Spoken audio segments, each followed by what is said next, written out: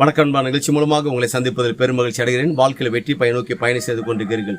இந்த பயன்கள் நல்ல முறையில் வெற்றி பெற என் அன்பின் வாழ்த்துக்கள். நீங்கள் நல்லா இருப்பீங்க. இப்போ இருக்கிறதை விட 1000 மடங்கு அதிகமாகும்படி சேனைகளின் கர்த்தர் தாமே உங்களை ஆசீர்வதித்து உயர்த்துவாராக.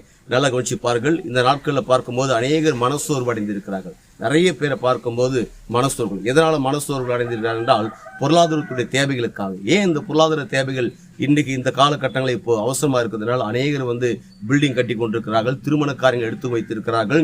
அடுத்தது கல்லூரியில் படிக்கிற மாணவர்களுக்கு ஃபீஸ் கட்டணும், படிக்கிற பள்ளிக்கூடத்தில் படிக்கிற பிள்ளைங்களுக்கு ஃபீஸ் கட்டணும், இன்னும் நிறைய காரியங்கள் வாங்க வேண்டியது செய்ய வேண்டியது இருக்கிறதுனால இந்த பணம் என்ற பொருளாதாரத்தை இல்லாதனால ரொம்ப பலவீனப்பட்டிருக்கிறார். நான் சொல்கிறேன், ஒன்றும் கவலைப்படாதீங்க.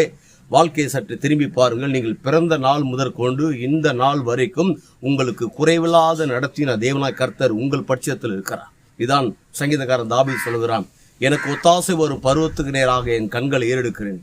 ஆனால் கண்களை ஏறெடுத்து பார்த்த பிறகு அவர் யாரு பார்த்தால் வானத்தையும் பூமி உண்டாக்கின கர்த்தரிடத்திலிருந்து ஒத்தாசை வரும். ஆம், உங்களுக்கு ஒரு ஒத்தாசை கண்டிப்பா வரும்.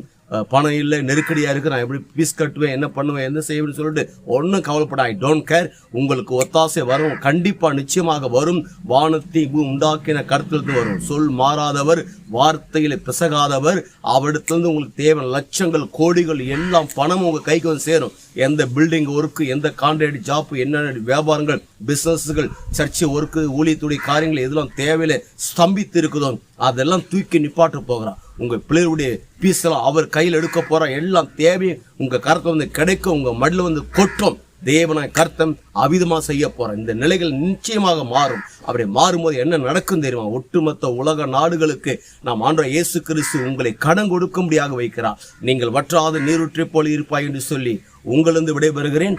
உங்க நண்பன் ரவி, பெரியபாளையம்.